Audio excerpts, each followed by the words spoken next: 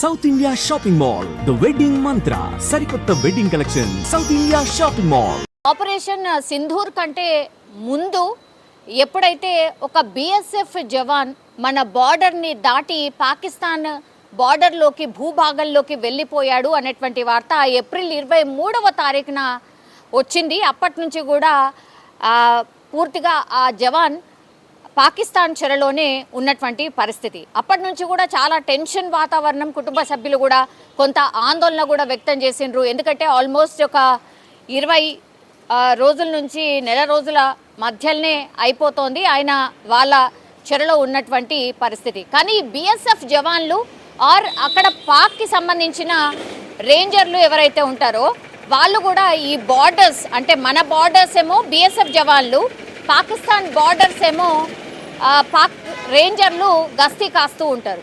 అయితే జనరల్లీ ఈ బార్డర్స్లో ఏం జరుగుతుంది అంటే అటునుంచి ఇటు, అంటే మన వాళ్ళు పాకిస్తాన్ భూభాగంలోకి వెళ్ళడం, పాకిస్తాన్ రేంజర్లు మన భూభాగంలోకి రావడం వెరీ వెరీ కామన్గా జరుగుతూ ఉంటుంది. ఆఫీసర్స్ అఫీషియల్స్ ఒకసారి విచారణ చేసిన తర్వాత వాళ్ళని ఇటు నుంచి అటు ఇటు పంపించేస్తారు. అంటే మన వాళ్ళని మన దగ్గరికి, అట్లాగే వాళ్ళని వాళ్ళ దగ్గరికి పంపించేస్తూ ఉంటారు. ఇది వెరీ వెరీ కామన్. ఇప్పుడు పంజాబ్ బార్డర్లో, యాక్చువల్లీ ఈ పంజాబ్కి సంబంధించిన బార్డర్లో మనకు తెలుసు, మొన్న ఆపరేషన్ సింధూర్లో భాగంగా ఈ పంట పొలాలు ఎవరైతే వేసుకొని ఉంటారో ఈ బార్డర్స్ అంతటా కూడా అక్కడ మన వాళ్ళు బిఎస్ఎఫ్ జవాన్లు కూడా అక్కడ కాపలా కాస్తూ ఉంటారు. సో పంజాబ్లో ఒక రైతుకు సంబంధించిన పంట పొలాల దగ్గర గస్తీ కాస్తూ ఉన్నాడు. అయితే మనకు తెలిసి ఎండాకాలం చాలా తీవ్రంగా ఉంది ఎండ.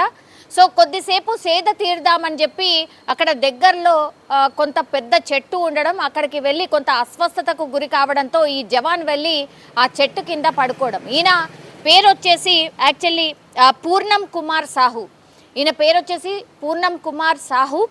ఈయన 23వ తారీఖున, ఏప్రిల్ 3వ తారీఖున ఆయన వెళ్ళి ఇప్పుడు పాకిస్తాన్ భూభాగంలో ఉన్నటువంటి ఒక పెద్ద చెట్టు కిందికి వెళ్ళి కొంతసేపు పడుకోవడం అయితే జరిగింది. వెంటనే పాపం మరి తెలుసా తెలీదా, ఏమవుతుంది అనుకున్నాడా ఏంటా తెలీదు సాహు.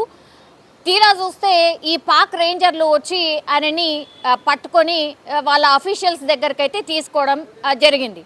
సో అప్పటి నుంచి కూడా మన ఆఫీసర్స్, అంటే ఈ బార్డర్లో ఉన్నటువంటి ఆఫీసర్స్ ఎవరైతే ఉన్నారో వాళ్ళు ఈ పాక్కి సంబంధించిన ఆఫీసర్స్తోని మాట్లాడి, ఇది కామన్గా మన 2 దేశాల మధ్య బార్డర్స్లో గస్తీ కాస్తున్నటువంటి వాళ్ళు ఇటు నుంచి ఇటు పొరపాటున వస్తూ ఉంటారు కదా, అందులో భాగంగానే ఇది కూడా జరిగింది అని చెప్పినప్పటికీ కూడా వినకుండా ఈ జవాన్ అయితే అదుపులోకి తీసుకోవడం, విచారణ చేయడం స్టార్ట్ చేశారు. కానీ ఇంత లోపలనే కొంత మన బార్డర్స్లో ఉద్రిక్త పరిస్థితులు ఏర్పడడం, అంటే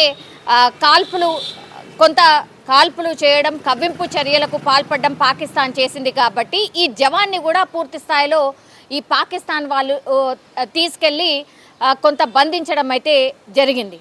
సో అప్పుడు ఈ ఫ్యామిలీ మెంబర్స్, ఈ సాహుకి సంబంధించిన ఫ్యామిలీ మెంబర్స్ వీళ్ళు కలకత్తాలో ఉంటారు. సో ఫ్యామిలీ మెంబర్స్ హుటాహుటిన రావడం, అట్లాగే సాహు వాళ్ళ భార్య కూడా గర్భవతిగా ఉంది. సో ఆమె వేడుకుంది, కుటుంబ సభ్యులు అందరూ కూడా వచ్చి వేడుకున్నటువంటి పరిస్థితి. మన ఆఫీసర్స్తోని మాట్లాడినప్పుడు కూడా వాళ్ళు భరోసా ఇచ్చారు, లేదు ఏం కాదమ్మా, ఖచ్చితంగా మేము సాహుని భద్రంగా తీసుకొస్తాము అనేటువంటి మాట కూడా చెప్పినప్పటికీ కూడా కొంత టెన్షన్ అయితే డెఫినెట్లీ ఏ కుటుంబ సభ్యులకైనా ఉంటుంది. ఆ తర్వాత ఆపరేషన్ సింధూర్ స్టార్ట్ అయిన తర్వాత మాత్రం ఈ ఫ్యామిలీ మెంబర్స్, సాహుకి సంబంధించిన ఫ్యామిలీ మెంబర్స్ మాత్రం ఆశలు వదులుకున్నారు. అసలు మన ఆఫీసర్స్ దగ్గరికి వచ్చి సాహు భార్య డైరెక్ట్గానే అడుగుతోంది, నిజంగా నా భర్త అసలు బతికే ఉన్నాడా లేదా, అంత ఇమోషనల్ అయిపోయిన పరిస్థితి. ఎందుకంటే మనకు తెలుసు ఆపరేషన్ సింధూర్ ఎంత ఏమంటారు సీరియస్గా జరిగిందో మనందరికీ తెలుసు. ఆ తర్వాత పరిణామాలు మనందరూ కూడా చూసినటువంటి పరిస్థితి. సో ఇప్పుడు సాహుని విడుదల చేస్తారా లేదా, ఇప్పుడున్న ఉద్రిక్త పరిస్థితిలో అసలు అవుతుందా లేదా అనేటువంటిది పెద్ద ఎత్తున చర్చ కూడా నడిచింది. ఆఫీసర్స్ ఎంత మాట్లాడినప్పటికీ కూడా విడిచిపెట్టలేదు, విచారణ పేరుతో ఆయనను పాకిస్తాన్లో ఉంచుకున్నటువంటి సందర్భం. కానీ హయ్యర్ అఫీషియల్స్ మాట్లాడినరు. ఇన్ని చర్చల తర్వాత ఈరోజు అతన్నైతే విడిచిపెట్టడం జరిగింది.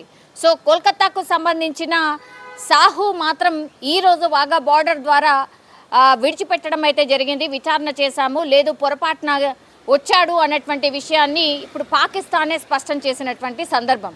నేనైతే అనుకోను ఆషామాషిగా వదిలిందని నేనైతే అనుకోను. డెఫినెట్లీ వీళ్ళు భయపడిపోయి ఉంటారు. ఇప్పుడున్న పరిస్థితుల్లో ఇంకా ఈ జవాన్ని మన దగ్గర ఉంచుకోవడం కూడా మంచిది కాదు అనుకున్నారో ఏంటో తెలియదు. కానీ ఈ రోజైతే వాఘా బార్డర్ దగ్గర ఇప్పుడు సాహుని విడిచిపెట్టినటువంటి పరిస్థితి ఒక రకంగా సంతోషకరం. బికాజ్ ఇంకా దీన్ని కొనసాగిస్తారా, ఇంకేమైనా దుశ్చర్యకు పాల్పడతారా, ఇట్లాంటి చర్చలు కూడా నడిచాయి. కానీ సాహుని ఈరోజు వాఘా బార్డర్ దగ్గర అయితే విడిచిపెట్టడం అయితే జరిగింది.